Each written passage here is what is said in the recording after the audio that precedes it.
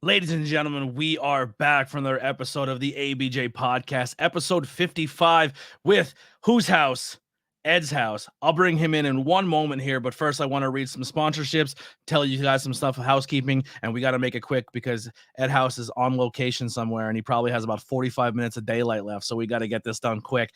But guys, it has finally happened. A whole store fully dedicated to vintage wrestling. They said it could never be done, but I have seen it with my own eyes. Suplex Vintage Wrestling is a store curated by wrestling fans for wrestling fans. Located on 5th Street in Philadelphia, Pennsylvania, just one block south of South Street in the heart of Queen Village. Their shop is the largest selection of vintage wrestling apparel under one roof. Their selection includes classic designs featuring your favorite wrestlers from the Golden Age, Attitude Era, Internationals, Indies, and more. And if you're tired of watching live pay-per-views or live premium events, I'm saying pay-per-views, fuck WWE. At home, then SVW hosts the best. I just said fuck during an ad read. I love that. They'll like it too. They have the best watch parties in their store since your buddy Kyle's 12th birthday party. So make sure you go down and check those out. And if shirts and watch parties aren't your thing, they have the greatest selection of figures, replica belts, trading cards, and their t-shirts and hats are and rare wrestling memorabilia is all there. And they have something for every wrestling enthusiast out there. So what are you waiting for? Check them out at suplex.svw on Instagram or at suplexsvw.com. That's SVW. Check out the hat. Look at that thing. Wolfpack, baby. And let them satisfy your nostalgic wrestling needs. So definitely go check them out in the heart of Philadelphia. They are an awesome shop. They do a lot of cool meet and greets and signings as well. Please go support them.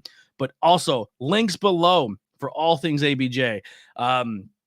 Your boy's hurting right now. Not working. Cars broke. China scrap here. So t-shirts, there's tons of logos. Logos by Hunter hooked me up. Kai hooked me up.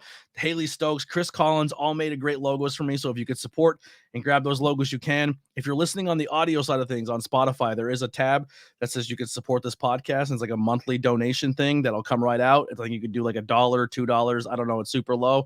But if each episode gets 15 plays and everyone does $1, that helps me out. But there's also Patreons and all that great stuff. So if you want to support the podcast, now is the best time than ever because your boy can need the help. Also, you can check out the Discord in our link. Always come in and hang out. Great thing going on in the Discord. But that's all I got. Housekeeping out of the way. Let's get episode 55 done. Like I said, we got like 30 minutes now at daylight because I talk too much. But let's bring in the one, the only. I'm going to be honest. There's not a lot of times in the wrestling industry when someone retires, I'm like, oh, I'm bummed by that. I don't want that to be a thing. And this guy did the retirement thing, and then he came back. But the night he retired, ABJ shed a little tear because I didn't want Ed House to go anywhere because this guy's special, and I love this guy to death, and I can't wait to talk to him. And we have a bet going on in the Discord over under on how many times the word cock is said. So we're gonna have fun here. Let's get it done. Ed House in the house. Oh shit, cock. Go on, man. One. What's going on? Hopefully the over/under is better than one. Yeah, we'll get it done. Here, I actually have my Caucasaurus. That's fantastic. Yeah, I got that at an Oddities Con. Me and Alex Watt seen them. His is much bigger. Well, you know, that happens when you get older. Things shrink and they stop working as well. And it's rough. It's a rough day. It happens to us all. All About Wrestling podcast right in the chat. All day wrestling podcast. I know things have been tough for you. You're a dope dude. Hope things turn around for the better. I appreciate that. Thank you for hanging out in the chat. Make sure you hit the likes and subscribes and all that great stuff. But Ed House, man, how you been? I am doing pretty well. I've been all over today. It's been a little bit of a holy cow. Serrano will need a rocket of possession. You better run, boy. Better run, boy. I'm on my kid's baseball game. They're not doing real great, but they're having a blast. I've been good, man. I've been really good. I've been all over today. I got a passport. I shaved my mustache because my fiance would kill me if I didn't get this passport in time because I had a mustache. And they're like, well, you can't have facial hair in the picture, and you can't have glasses, and you can't do this, and you can't do that. Did you make a funny face? Yeah, I avoided all that. I just shaved the damn thing off and cleaned up my sideburns a little bit. I'm not as white trashy or disgusting anymore. Just on the inside, not so much on the outside. But I've been all over since like noon, dude. Like this is the first chance I've got to like sit and chill for a minute. But overall, dude, I can't complain. I feel good. I look good. but all is pretty well. I love that for you. Like I said, how many years have you been in this business? How long have you been kicking the tires here? 17 years. Wow. My And official training start was on tax day. Tax day in, I don't know, whatever 17 minus 23 is. I studied art specifically so I wouldn't have to do math. And then I really fell in love with geometry, and I realized that all that is math. So I really shot myself in the foot. I should have paid attention in school better. Well, actually, one of the things I was going to bring up, there's a lot of people that I've talked to who are in the business or have attempted at some point to be in the business, who are locally, who've said you were a big part of their training at one point in time. Like when they were in training, you were one of the guys there. And we're actually in the chat right now. Ryan Vox said Ed that probably explains why they're all out of the business now too. Yeah. I've never been afraid of anyone in the ring. Ed helped train me, and that's why I've never been afraid of anyone in the ring. You know what I mean? Aww. So there you go. But when did you catch this wrestling bug? When was the first early memory of you seeing professional wrestling, consuming professional wrestling? And you're going to be probably the first guest I've had in a while whose answer is not going to be CM Punk's pipe bomb or of a video game. Like so many of the younger generations, like I didn't know wrestling was a thing, and then I went to my buddy's house and we played PS3, and I was like, wrestling's a thing. I'm like, oh my god, I'm so old. Yeah, that makes my knees hurt. So I kind of have two. I have these really early memories of being in my Aunt Sharon's house in New Jersey, and she had this glass kind of room, called it the glass room, this glass kind of Florida room, where her now deck is. And I have very vivid memories of The Undertaker and Brother Love, being absolutely in love with The Undertaker and terrified of Brother Love. That big red face would go, I love you. And I'd run for the hills, dude. Maybe, I don't know, what we're talking early 90s. So I was probably 6, 7. We fast forward a couple years, late 90s. And I'm hanging out with my buddy, Trav Steinley. And we're hanging out playing with action figures. And Trav had a terrible stutter back in the day. So you'd be like, what time is it? Man, these kids are hitting dingers. Nice catch. Way to go. Too bad there's no hot dogs in this game. We're sitting around, we're playing with toys, and he's like, oh, what time is it? I'm like, it's like 9:30. He's like, oh, dude, we gotta watch wrestling. We gotta go just watch wrestling. We just spent like 4 days setting up all these toys. We better kick some ass down here. So we watch wrestling, and it's Ken Shamrock and X-Pac. Two of the, like, nobody should have this memory, right? And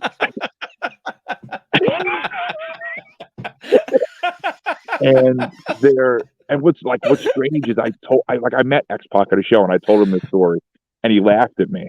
It was cool, but he was like, oh, that's crazy, man. But it's him and Shamrock, and Shamrock's got the ankle lock on X-Pac. And if you're looking at the hard cam, like where you'd watch your TV, they're in the upper left hand side of the screen. And the camera like pans back, like it widens out unusually because there's some commotion in the upper. And it's this dude come running down, leather jacket, blue jeans, sunglasses, like inside in the dark, which I didn't understand. That's a wrestling thing.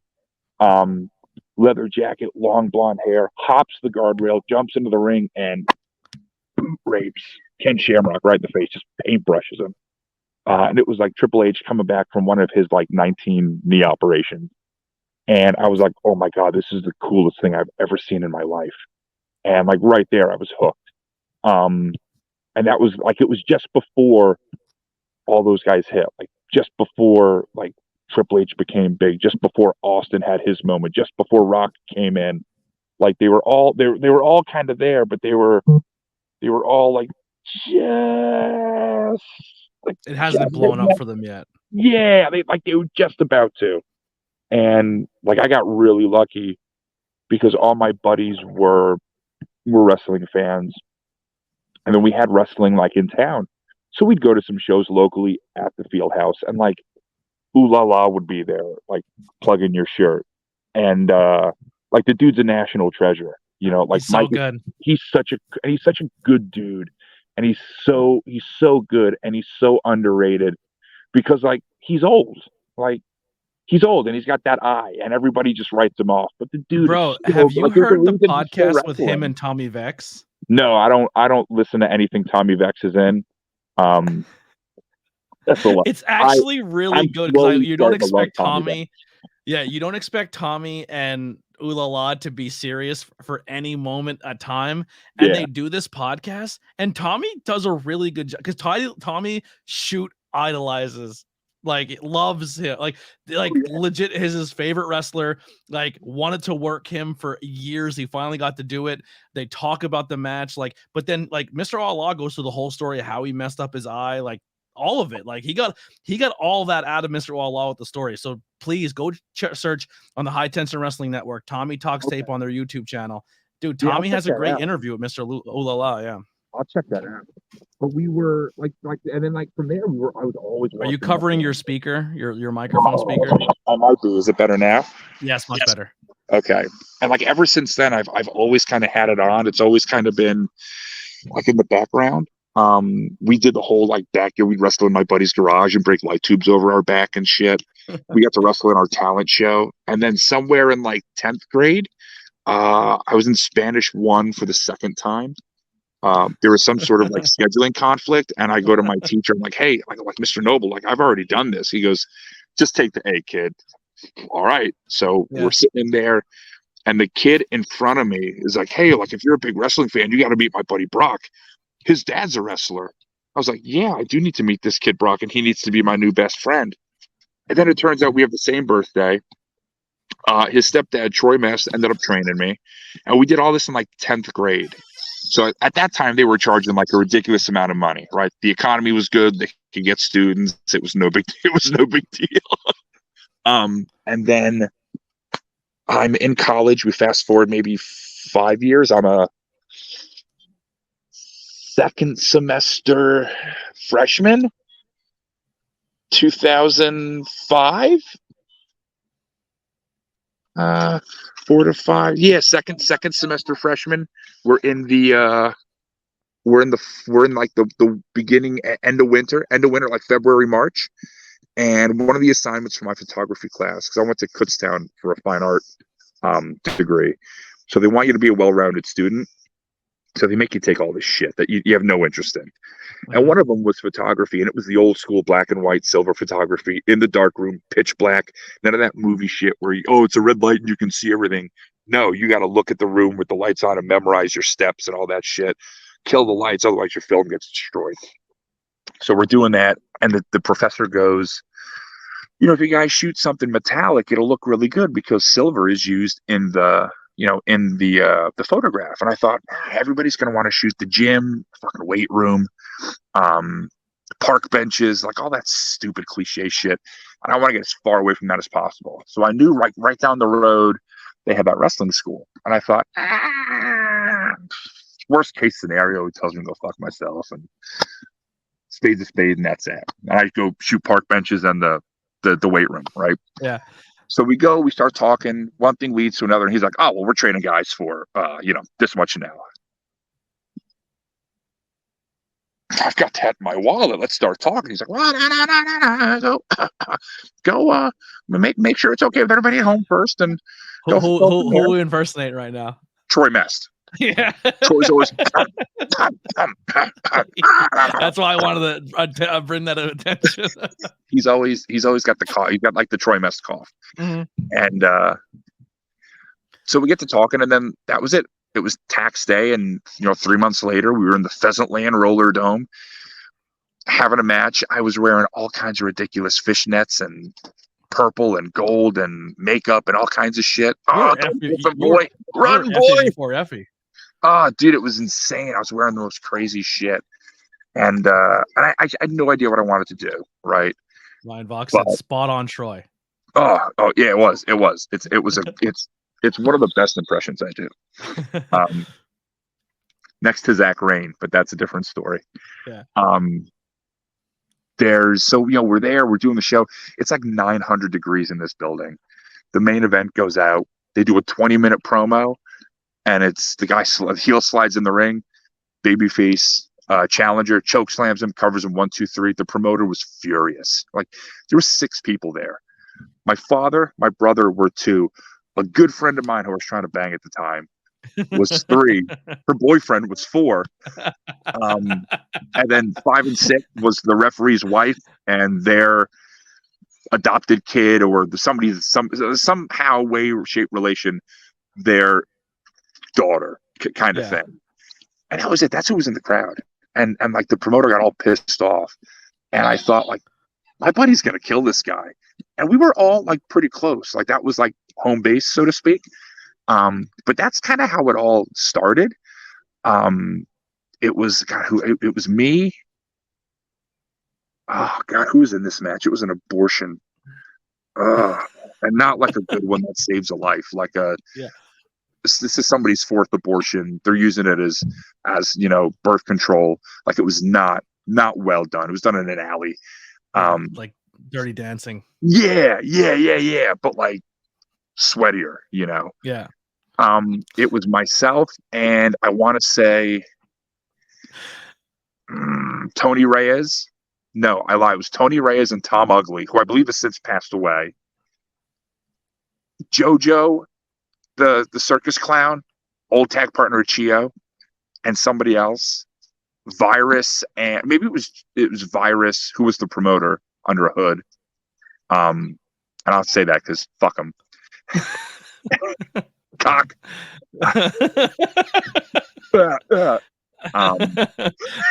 Good Goldust callback. I like that. Yeah, and then like, it was a 6-man tag. It was terrible. And they're like, yeah, we might just chop. Judge was like, we might just chop the shit out of you. It's your first match.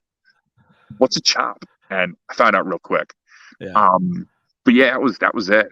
A little bit of a long answer, but I like to yak. No, I love that. That was great. This is why I was excited, because you have the gift of gab. Like you are insanely just entertaining at all. There's a handful of people in our local spot that I would, if I was booking a company, I would. You're like these are my first 5 draft picks, because they could be your world champions, but also you're all good people to have backstage. You're all extremely creative, and you can all talk, and you're just funny. You're funny people. It'd be you, Trajan Horn, AJ Evers, Tommy Vex, and the 5th would probably be like Header, because Header's just a utility player. He could literally do anything. But the other but you Trajan, AJ, and Tommy, like I fucking can't keep anything serious when I'm around any of you, because you're like always on, always. Like Trajan, Chubby Daddy is such a good dude, man. He went out of his way to hang out with my kid at a show when I was working. And I brought the kid, and it was just the kid and I. And like, he really went out of his way to make sure my kid was in a good spot. I will forever love that dude. He's the man. Yeah. And he makes like custom action figures. Mm-hmm. Like, how fucking cool! How cool is that? I need him back so bad. He's taking a little break, cool. But yeah, he's such a good dude. Yeah. So when did the Ed House character or persona, like, when did it come out? When did you go from Rocky Maivia to The Rock, or like Ed to Ed House? Like, when did this transition happen where like that your guard went down? Like, you're just like, you know what? I'm just going to be unapologetically me, and I'm just going for it. I've kind of fallen into not like never really having a gimmick. So I would try to fulfill different roles at different companies, right? South Jersey, I would be a ravishing baby face. Just, I'll fight anyone, anywhere, anytime. And I'm just so happy to be here.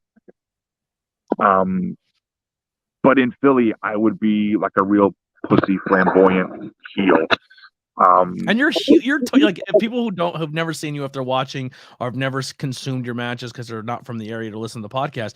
You're a tall dude. Like, you're very imposing. So the fact that you're playing like, and you're playing this like pussy baby face, like, oh, I'll get beat up, don't beat me up. Like, that's hilarious. Yeah, which is tough because like I really enjoy, and it took me a long time to realize how to work as a baby face, and I really enjoy kind of fighting from underneath and like working the comeback. And then my buddies yelling like, brother, you're too big to be taking all those bumps, brother. Don't do any of that. You watch how Stan Hansen bumps. And then when he actually takes a real bump, that's what you got to do. Like, that's about like Laszlo now was like this. Like, oh, Bubba, you took too many bumps, Bubba. Too many bumps. Yeah. Well, I'm taking the fucking heat, brother. What do you want me to do? I'm taking the shine. What do you want me to do?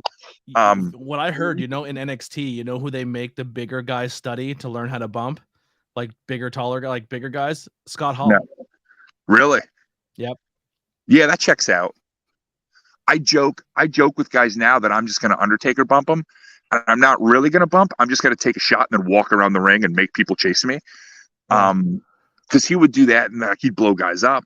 But then, I realized, well, if I have to do that, like, I'm going to get blown up. So maybe I'll pump the brakes and stay in my fucking lane for a little bit. I don't know how you don't get blown up, because as soon as you hit the curtain, you're screaming, you're 1,000 miles a minute, and then you go in there, like you said, you work from the bottom, so you're just getting, like, you're fighting out, like, you're all over, you're an animal. Yeah, it's definitely a workout, that's for sure. But I would try to do different things for different people, so I always kind of had a job. And then I really hit a stride, I think, in Lewistown. I was working for Rob Noxious in CCW. Get out of here, bug. In like Marysville, Harrisburg area. He do a little bit of work in Lebanon, Black Friday. And I really kind of fell into a niche of like angry heel, almost like white Mark Henry, Hall of Pain Mark Henry.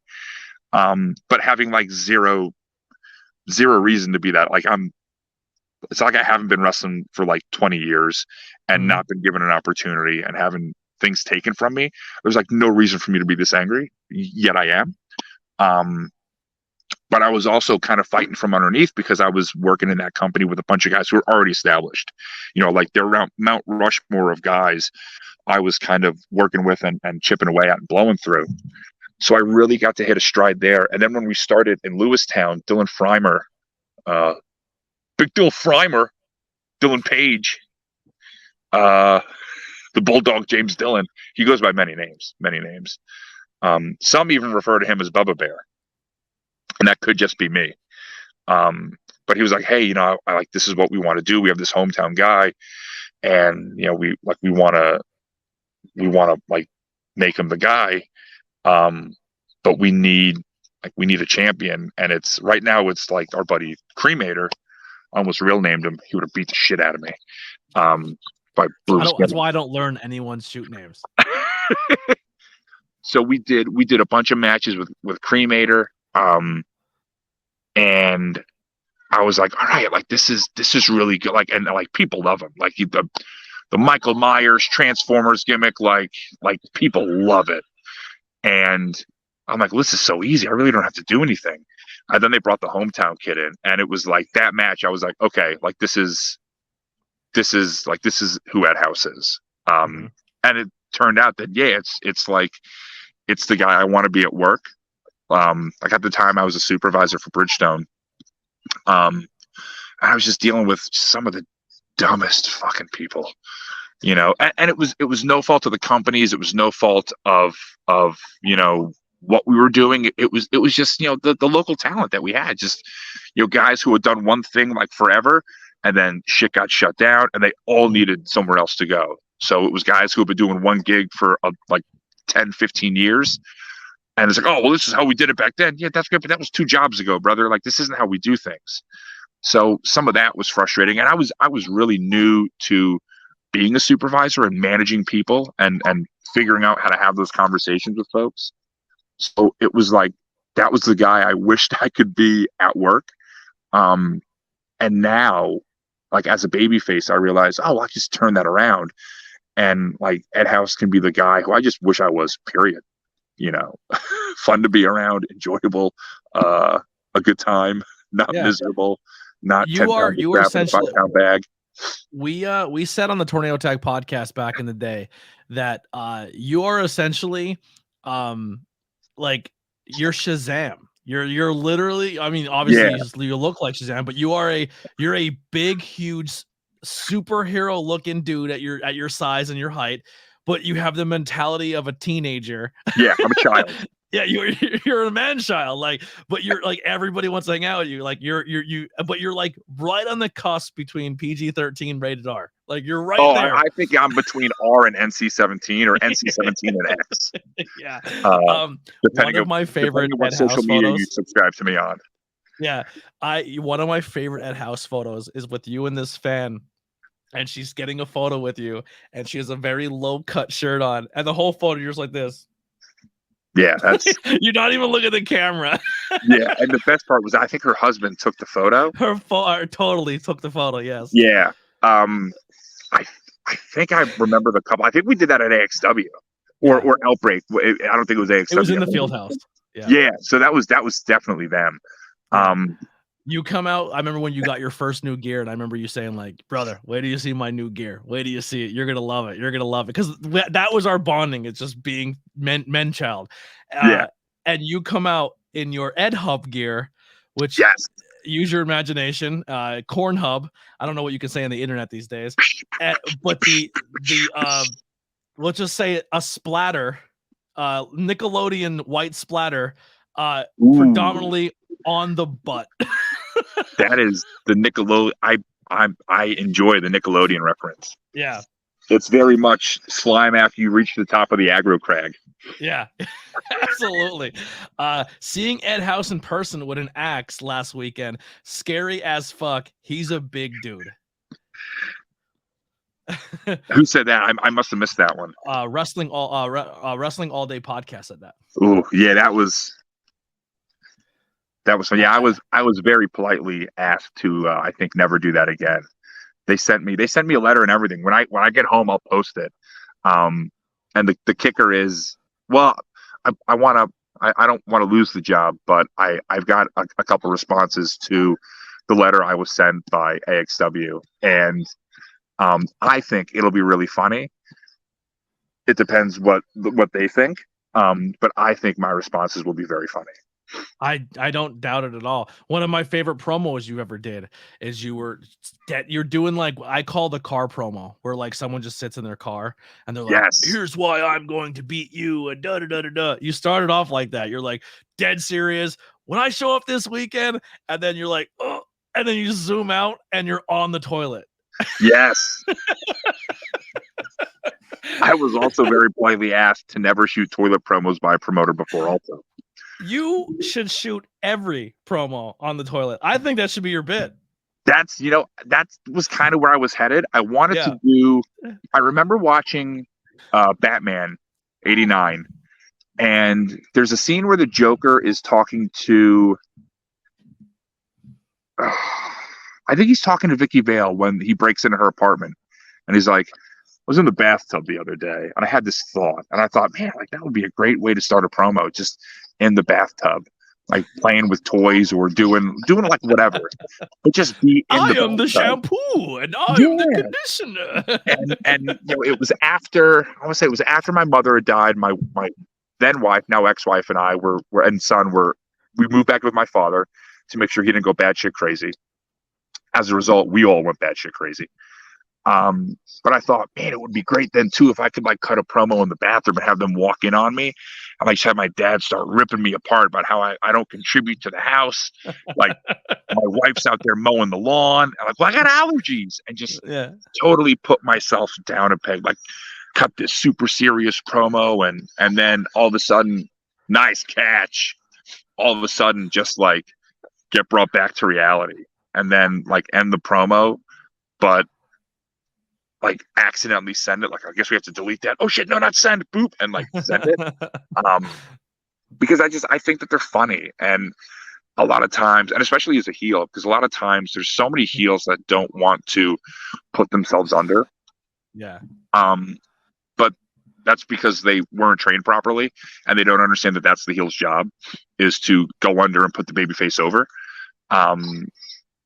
And like that's one thing, and I think that's what gets me in trouble. Then is where my buddy's like, "Oh, brother, you're too big. You shouldn't be taking those bumps." Like that's the job. Like that's the goal, you know. Mm-hmm. So it's always kind of been a fun thing to play with, but definitely, we'll take the long way back to answer that question.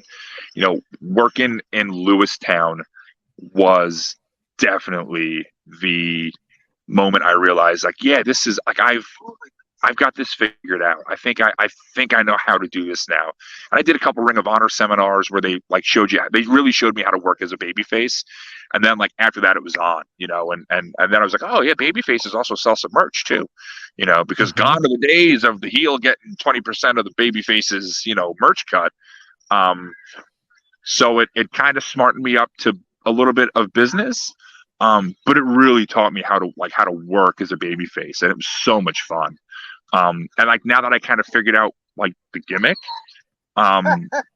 it became so much easier to just, all right, yeah, this is how I want to approach this match. This is how I want to approach this match. All right, this match should probably be a little more, so we can do that.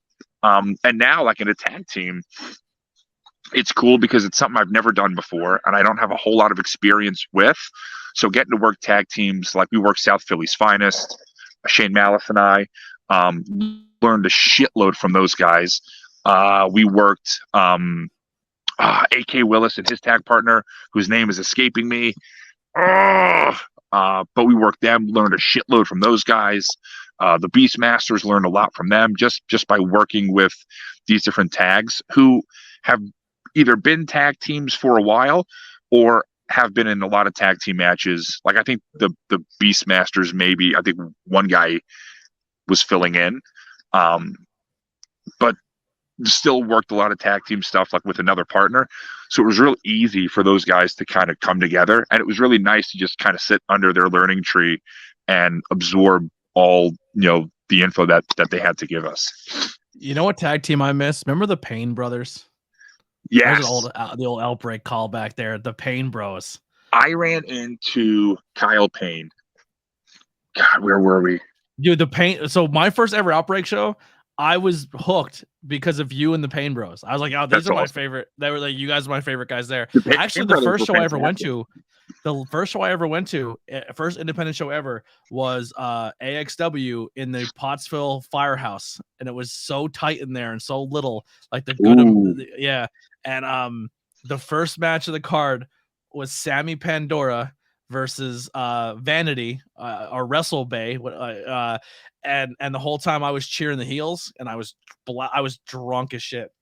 And I just hear Sammy Pandora, and I'm thinking, Pandora, what can I do to like? She's the good guy, so I'm gonna boo her. But what can I say that would like be the heckle line? And I remember she's beating her, and I didn't know Vanity or Wrestle Bay's move set or what she does, and I didn't know she does this move, and I kind of set her up as a fan because I kept just chanting, "Break her box." Break her box, and she puts her in the corner and crushes her with a Shattered Dreams, and the place erupted. That's awesome. That's awesome. Yeah, the Blue Meanie was there. I remember that was my first independent wrestling show. Yep. That's sweet. That's awesome.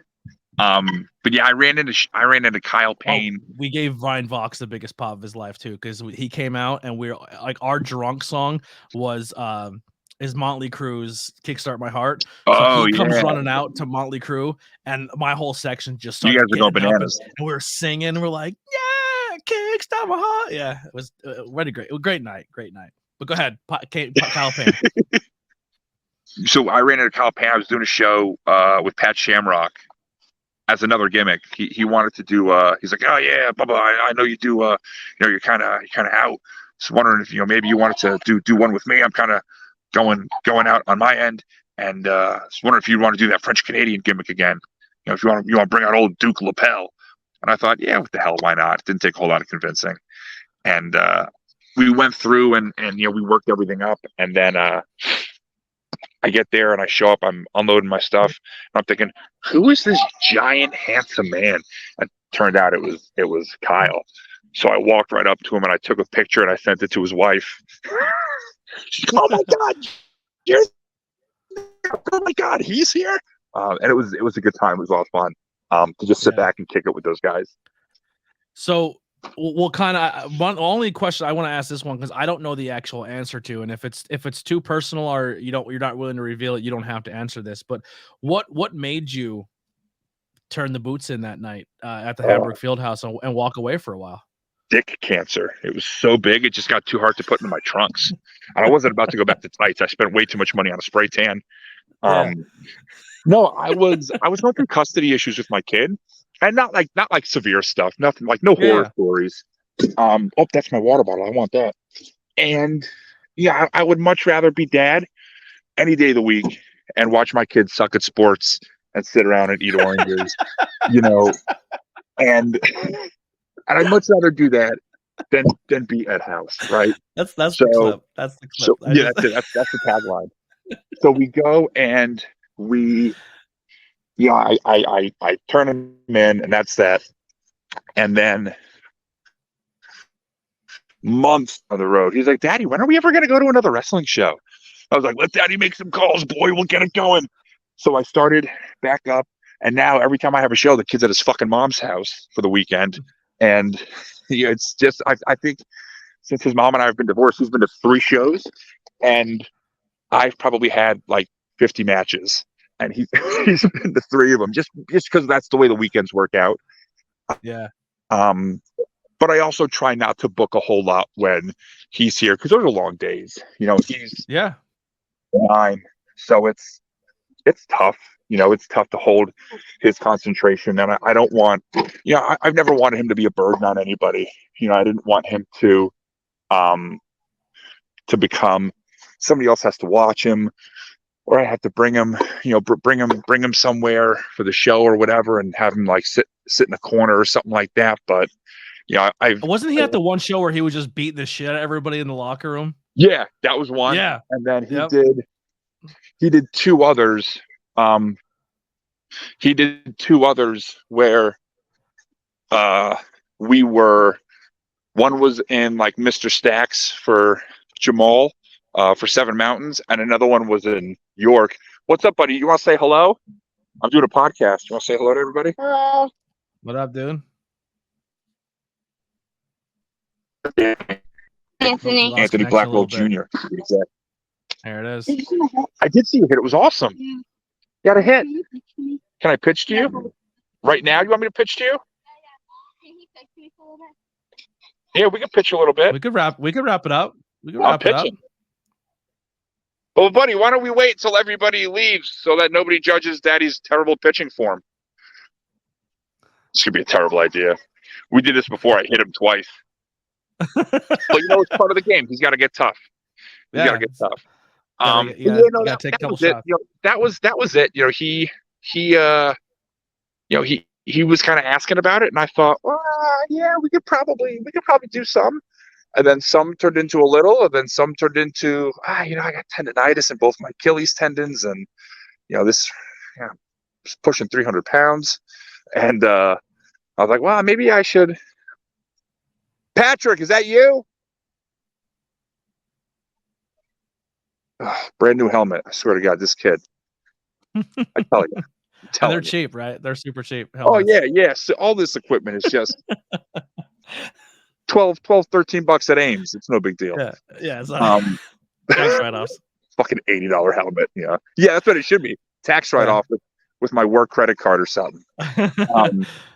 But no, so we did that, and then I thought, I'm kind of banged up, kind of beaten up, and maybe after a while, like it'll kind of go away. And I started working out again, hitting the gym. I lost some weight, and I've been feeling really good. Like all my aches and pains have kind of gone away. And then it was like, maybe this can kind of be a thing again, and I can go and do some stuff. And then my buddy was like, Bubba, we should be a tag team, Laszlo. I was like, yeah, that could work. Like we don't have to do as much. We'll both have less time. It'll be a little easier on our bodies physically. This is a great idea. And, Laszlo's pretty big too. So then it was like, well, who the hell is going to book us as a tag team? Because we're so big. And then they did a show in Hamburg. Laszlo was there. I went to say hi, ran into Kevin, and Kevin was like, hey, how you feeling? I go, I'm okay. I'm good. He goes, good. Next month, you and Laszlo tag team. You run out and save him, and then blah blah blah blah blah. Yeah. I guess so. I guess that's what we're gonna do. And then ever since then, we've kind of just been like going. and it's been a fucking blast. Yeah, You know, you guys have a nice lot of fun because I'm not chemistry. 100%. And it's genuine. You know, we don't have to fake it. We hang out after the show. We hang out before the show. We go out and we'll go out drinking. We'll go out and get some cigars and just hang out. And it's all genuine stuff and in the ring. And I think that's what a lot of folks relate to, because we have a really genuine relationship where we don't have to fake it. And when I'm gonna peg him with this ball. Stop right in the brain. You know, when we're in the ring, I think that reads through. That reads through, and it makes sense to people that, oh, like, okay, these guys are buddies. And I think that's that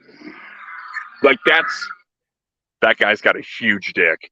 I Truck. think that's what made me really like the Outlaws. Like, those guys hang out, like those guys party together, those guys fuck, like those So guys are solid. here's what I think you guys should do, and I'm nobody, so this is my pitch though. Is Laszlo should speak as little to no English as possible as a character, like none, and you just act like you know what he's saying, but also he's pure cut and like pure, like no party, no nothing, and you're just trying to corrupt him the whole time. Like That's that should be the exactly what dynamic we of wanted the to team. do. I wanted to take him like to strip clubs, and he'd like, no, to the gym. Oh yeah, this is a gym right here. You know, they got all kinds of things in here, that we can lift The and promos would be and amazing. flip and pull and push and bob and weave. And he goes, the promos, Bubba, the promos we would cut would be so good. And Like I was him curling and you're just drinking beer. Yep, exactly. Like I would want to go and get, oh God, I would want to go and get like milkshakes, and he'd want to be at the gym. So it was very much like, all right, well, I'm Road Dogg and you're Billy Gunn. You know, you want to train, and I'll run my mouth, I'll talk shit, and you'll get us out of it. And it was kind of funny that, like Kevin had a similar idea, and Laszlo had a similar idea, and I was kind of thinking the same thing ahead of time. So it was nice that we were all, kind of like from the start on the same page. Yeah, no, that's perfect. That's exactly how that should have been booked. So everyone that was on that said that's genius. So where can people find you on social media or our upcoming shows? I'm gonna be at Valor Pro Wrestling, at the York Revolution Stadium on May 20th. AXW's next show in June I'll be at, and I mean Snapchat, the Twitter, not Twitter. That's the only thing I don't have. Snapchat, Instagram, Facebook. What's the other one that's in the news all the time? TikTok. I've got all of that. Folks can follow me there. I have absolutely no idea what each one of my screen names is, though, because they're all a little different. They all revolve around spaghetti. Yeah, what's up with the spaghetti ref? Like, what's up with the So I got picked out as a kid a lot. Go figure. And Edespageddie, your meatballs are ready was the common. Easy boy. Okay. Was the common. You know what mine was a kid, because the 90s. Tony Baloney was a big one, or Boney Tony, or I'm Boney, I'm Tony Baloney. You're Tony Boney now, brother. Yeah. Boning those rats, brother. That's what I'm talking about, right? Everybody loves ABJ, you know what I'm saying? Yes. Damn, bet you. If anyone has any questions, we are getting close to the end here, so make sure you guys get them in now, because I don't want to keep them too much longer. But Hunter Dillon in the chat says, if you could write a letter to younger Ed House, what would it say? Don't wrestle. Don't wrestle. Don't watch wrestling. Don't be friends with Trav Steinley, who got me into wrestling. What else? Stay away from redheads. No, I think it would probably be. You ready? Because it's coming. I'm bringing the heat on this one. It would definitely be, take care of your body, train, rehab that ACL when you tear it properly. That's it. Keep on your toes. Ball can come at any time. I almost just pegged the kid in the fucking head. You know, and if you're gonna get into the business and you're a dude, you've got to look like a wrestler. It's a cosmetic industry, and the higher you go, the higher you want to go, the better you have to look. And it doesn't matter how good you are or any of that shit. Well, you can look a little unpleasing, like cosmetically not pleasing, but you better have a personality like Dusty Rhodes. Yeah, if you don't have a body, you better have a mouth. Yeah. And that's both true for men and women, but for two totally different reasons. Yes. And you know what?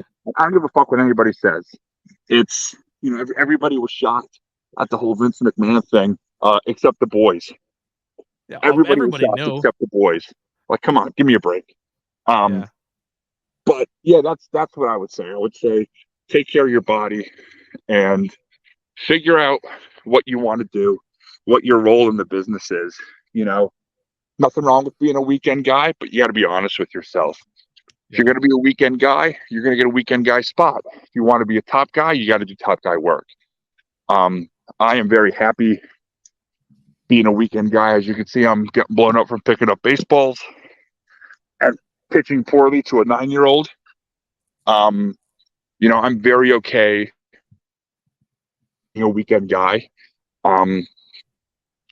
who's tried to be, you know, a top guy at every company, which is probably a little bit of a long answer, but that's the gist of it.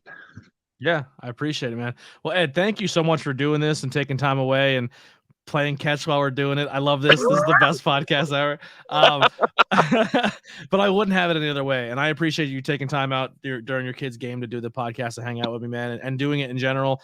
Like I said, man, you are one of the top entertaining guys in the area, just insanely charismatic, insanely funny, and just backstage, very, very, very giving. And you've given me a lot of advice and a lot of like ways to handle things in the business. You were my first ever backstage interview we talked about earlier, where it was just like where I just said curse as much as you possibly can so I can learn how to video edit, and you went off. And then I wanted to do an interview with Yams, who blew his knee out that night, and he couldn't stand up, so you came in and did the interview as Yams, with Yams sitting right off camera.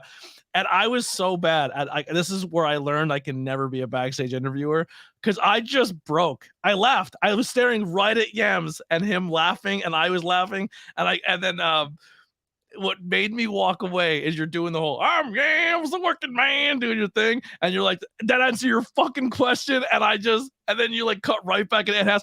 You mother, like you continued the first promo. So like your first promo, you blew up because Yams and Chubby Daddy teamed up and screwed you out of a title shot. So then the whole thing is you were trying to say like you want your title shot back. So then you came in as Yams. That was the same night. I think that's the same night that Chubby Daddy was with my kid too. Yep. You came into the Yams promo and then cut right back to angry Ed House from the last promo, and you're like, and you mother, and you're starting cursing, and you're like, someone take the microphone before I throw it, baby. Yeah, because we had gotten the thing in the show too. Good job today, buddy. Good game. I love you. Have a kiss for the world to see. There we go. Like a real man. Like a real man. If Tom Brady can kiss his kid, so can you. That's true. Hey, see you, buddy. I love you. See you, Greg. Yeah. What's tomorrow? Oh, that's right. It's Friday tomorrow. Yep. Oh, pictures on Saturday. Did you get a haircut? Nice. You have no idea. There's a fucking mess. Been in that baseball hat for fucking 3 hours now. It's a fucking disaster. But you know, that working Yams the Working Man promo is probably my best work. Yeah. Whenever I get to pretend to be somebody else, I usually have a pretty good time. And you were mumbling the music, and I remember as soon as we cut the music, you were still in character, and you go, because you walked out a set of doors, and then we had to let you back in, and you literally came back to the door, and you looked, and I was right in the face, and he goes, one other question, how did you get the best fucking music in this fucking company? Yeah, because it was like, because that was back when like Ryan wanted everybody to use non-licensed music. Yeah, Because it was which going to go everyone should. online or some bullshit like that, and he didn't want to pay copyrights for like the Beastie Boys or whatever the fuck anybody was using. And it's you're at an age now where if you try to upload your shows to like YouTube or the internet, and if it has copyrighted music, it'll mute your show. Yeah. So it'll fuck your stuff right up. So we did some of that, and I'm thinking like, this fucking guy's got the best goddamn tune. I was like, they are best friends, so I guess it kind of makes sense. Yeah. But he's got the best fucking theme music, and I always thought that was bullshit. Yeah, he picked it out himself. Oh, fuck all he did. Your ass is purple. He picked Somebody it out himself. Approved it. He had the first round pick. He had the first round pick. That's what it was. He got first crack at all the Ryan Vox promoter music that Vox didn't want to use, and that's my story, and I'm sticking to it. I love it. Ed, thank you so much. I had an absolute blast. Everyone go follow Ed on all social media. It's something Ed and Spaghetti, but we have it all down. The comment says, this guy said fucking 8 times in 12 seconds, and I wouldn't have it any other way. More people need to book Ed House. I need to do commentary on more Ed House matches. Yam had a match with Rebel, and it was taken down because of Rebel's music. That's weird. I thought it would have gotten taken down because Rebel's a fucking scumbag, but who knew? That might have been a thing too. But so definitely go check that out. And listen, my last plug, because I'm about to play some music as well. If you need your own music and you don't want copyright hits, the guy who does all my podcast music, the Converse Kid, is in my link tree below. Hit him up if you need music. If you're a podcaster, if you're a wrestler, if anything like that, he can hook you up with really good music. He has very affordable prices, and he literally plays every single instrument that you're going to hear on this outro. And this is the Converse Kid. Ed House, episode 55. Thank you, brother, so much. Double nickel, buddy. Anytime. I apologize. I know it was a little hairy here, but I appreciate you sticking with me and us working this out tonight, man. Audio was perfect. I thought it was a cool moment. Nice backdrop, like sunset going on behind you. Look at that. It writes itself. Yeah. You can hear the collective squish of women's seats with the sunset in the background. There it is. Just moistening, glistening, rainbows in living rooms from sea to shining sea. Oh, and if you need cock art, hit up Ed House. He does great cock art. Absolutely, cock art. You got to start posting that more again. We need to bring it back. I think I might do like a monthly reminder of Cocktober, which all started because I follow a lot of artists on Instagram, and they do Inktober, and I'm like, that's stupid. It don't even rhyme. Yeah. It should at least rhyme, like October, Cocktober. It's like, oh my god, I'll draw 30 dicks. This will be perfect. And for the first 3 years, my Instagram would get shut down. It wouldn't. Like the bots would hack me. Yeah. So then I slowly had to think, well, maybe because I'm drawing like actual dick, maybe if I gimmick it up a little bit. And then one year I made it the whole year through, and I'm like, this is a lot of fucking work. Yeah. And then the next year I tried it again, and I got halfway through, and work got crazy. And then I tried again. This was last year or the year before with all horror stuff. And I got like 12 days in, and they shut it down. And then last year, I made it the whole year. I made it the whole way through. I might have to commission you for a special ABJ Cocktober art piece of art. I would love a BJ cock art. Yeah, I'm gonna hang it up on my wall. Yeah, that we need to figure something out. All right, well, here's some Converse, Kid. We'll see you guys next time. We are live back again. What is this? The 4th. So the next episode, you're gonna love this. You're gonna love this. Next episode, the 8th, which is, I believe, is that Monday?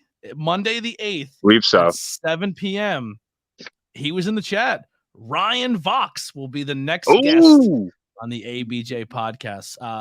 Dude's been supportive of me as a content creator and watched me go from the content creator to commentary to you name it in this business. I think I've done everything but get in the ring and take a bump. When it comes to production and everything, I've rung bells. I've done it all. But very supportive the entire time. Excited to have him on Monday. Then the next one after that will be Deshaun Pratt on the 9th. So that'll be the next day on Tuesday. And then that Thursday will be Jay the Key Evans, which is a dude out of the Florida area, very, very talented. But we'll see you guys then with 3 amazing interviews next week. We're grinding away. This is going to be a really busy month. And the following month, we're going to go back to just probably 2 a week and call it a day. But thank you, everyone who's been listening and supporting. If you're on Spotify as well, make sure you leave, or any audio source, leave a review. If you're on Facebook or YouTube, make sure you hit the likes, the shares, get it out there. Those likes and algorithms help out more than you know. And we'll see you on Monday with Ryan Vox. Here's the Converse Kid, and we're out of here.